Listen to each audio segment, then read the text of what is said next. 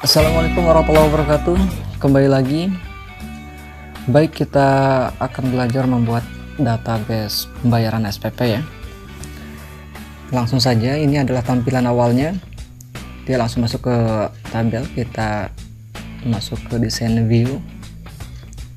Kemudian kita simpan dengan nama tabel. Nah, ini adalah bagian yang kita bisa atur ya. Pertama adalah nomor, kemudian nomor induk, nama, kelas, kemudian program studi ya, kemudian SPP bulanan, tanggal pembayarannya, lalu kemudian jumlah pembayarannya ya.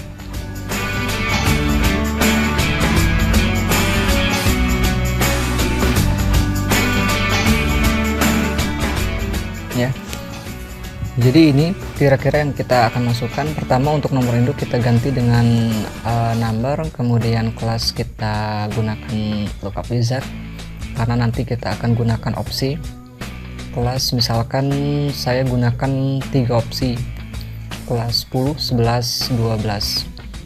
Lalu kemudian jangan lupa untuk checklist bagian allow multiple value nya. Program study juga saya gunakan lookup wizard dengan 2 opsi. Yang pertama adalah IPA, kemudian IPS. Kemudian selanjutnya untuk SPP juga kita akan gunakan opsi juga. Kita akan buat kolom dengan nama inisial bulan saja ya. Ini langkah-langkahnya memang sudah di-share di video sebelumnya, jadi bisa dicek ya. Jadi untuk langkah-langkahnya sebenarnya ini diulang ya, karena hampir mirip dengan video sebelumnya. Untuk tanggal tentu saja menggunakan date and time, lalu kemudian juga kita gunakan sanksi ya, dengan formatnya kita gunakan format standar ya.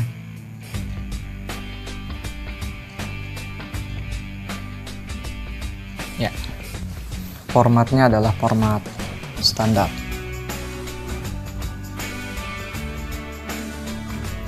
Untuk tabel kira-kira sudah cukup. Kita akan lanjutkan membuat data query-nya. Klik create, kemudian query wizard, masukkan data dari tabel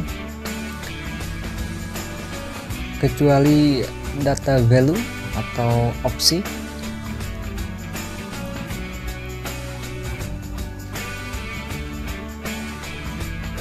Lalu kemudian kita klik next. Ini adalah hasil dari query-nya. Selanjutnya kita akan buat form wizard.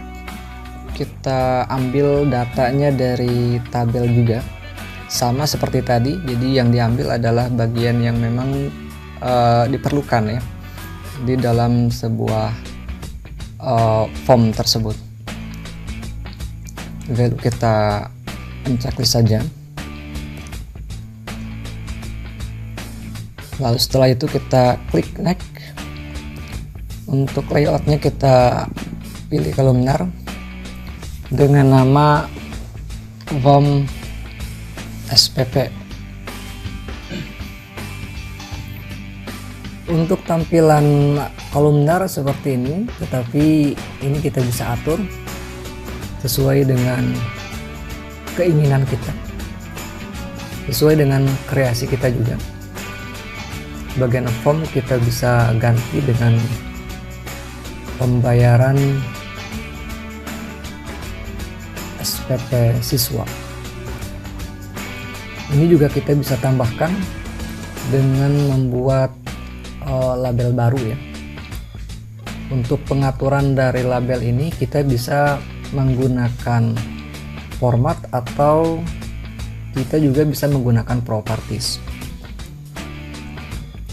Kira-kira seperti ini. Untuk warnanya kita ganti dengan warna yang lebih terlihat baik ya.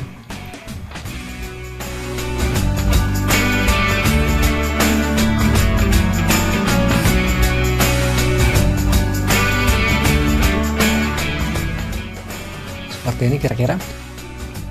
Nah, ini untuk langkah selanjutnya saya akan percepat saja karena memang langkah-langkahnya cukup sederhana, hanya menggeser-geser saja bagian-bagian untuk mewarnai, dan seterusnya ini hampir mirip dengan langkah sebelumnya.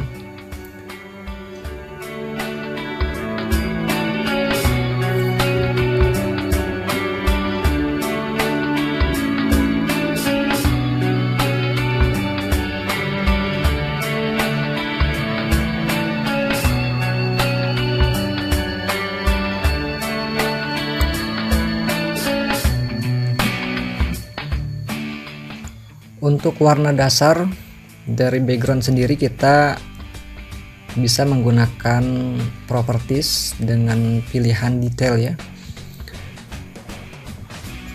Kira-kira seperti ini untuk hasil akhirnya. Lalu kemudian kita akan buat makro ya. Jadi perintah yang pertama adalah menambahkan data dengan nama tambah, next. Selanjutnya kita akan buat juga makro otomatis dengan perintah simpan.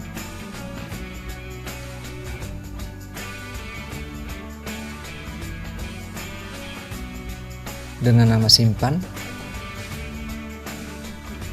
Lalu kemudian kita juga akan membuat perintah atau tombol perintah dengan nama keluar ya. Jadi untuk perintah mengeluarkan aplikasi atau menutup aplikasi, quit kita ganti dengan kata keluar.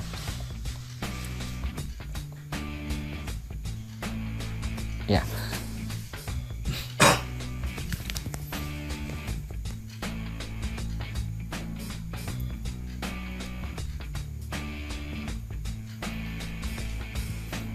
Ini kita bisa atur, kita bisa geser-geser dengan menggunakan mouse tentunya. Lalu selanjutnya setelah itu kita akan membuat menu reward. Ini bisa kita fungsikan sebagai struk kwitansi ya, sebagai bukti bahwa siswa telah melakukan pembayaran dengan cara masuk ke reward wizard, kemudian ambil datanya dari tabel. Sama seperti tadi kita masukkan kecuali data value ya.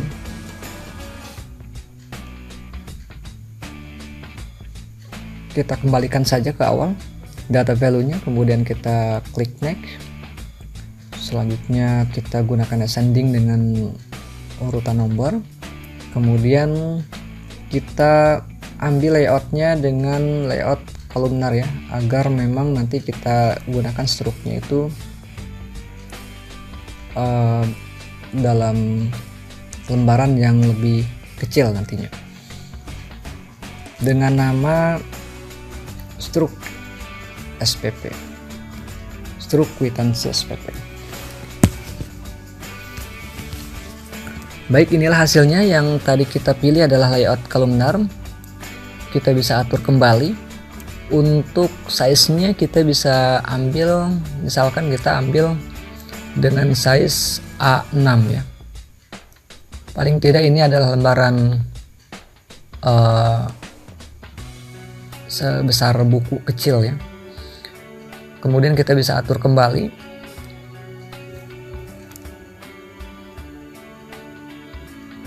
Untuk langkah-langkahnya saya kira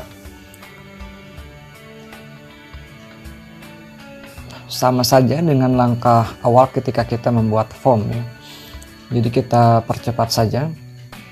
Dan untuk pembuatan report header ini bisa kita pilih apakah bisa menggunakan apakah kita ingin tetap menggunakan header atau memang kita hapus.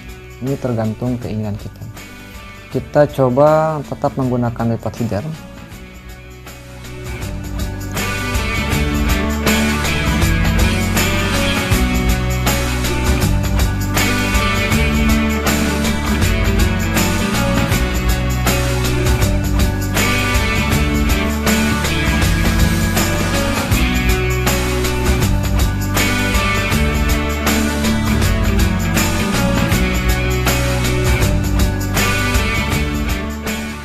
Baik, seperti ini kira-kira untuk struk yang akan kita print ya.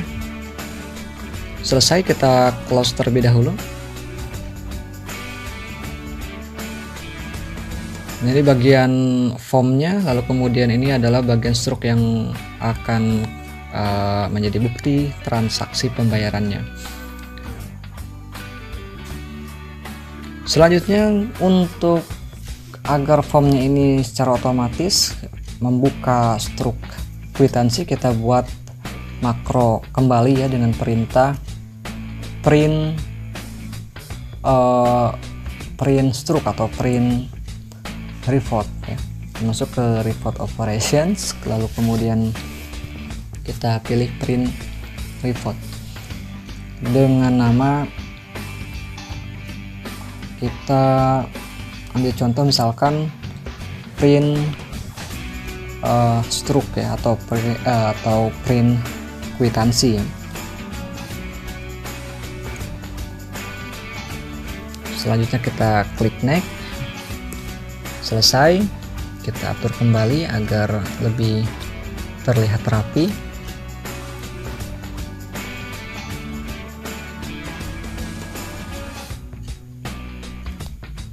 Kita samakan terlebih dahulu dengan tombol-tombol lainnya seperti ini kira-kira. Ini kita bisa atur ya sebaik mungkin agar terlihat lebih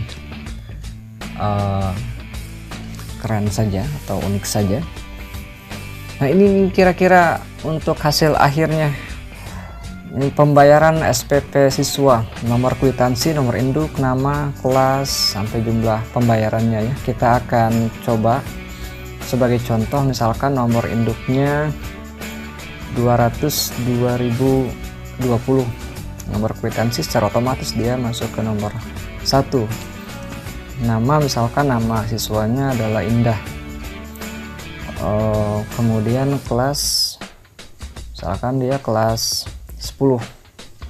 Selanjutnya program studi dia adalah IPA. Kemudian SPP yang ia bayarkan adalah bulan Mei. Lalu kemudian tanggal pembayarannya tanggal 13. Jumlah pembayarannya misalkan Rp200.000. Nah, ini kemudian kita klik simpan. Ini secara otomatis sudah terrecord ya. Jadi kita bisa langsung print kwitansinya. Nanti untuk datanya masuk ke database yang ada di tabel. Kita akan coba masuk ke print kwitansi. Nah, ini adalah struk kwitansinya agar kita bisa melihat seperti apa tampilannya. Kita masuk ke preview. Dengan checklist previewnya, kemudian kita lihat bagaimana hasil dari struk yang kita buat tadi. Baik, seperti ini kira-kira. Itu saja barangkali untuk tutorial kita hari ini. Semoga bermanfaat. Assalamualaikum warahmatullahi wabarakatuh.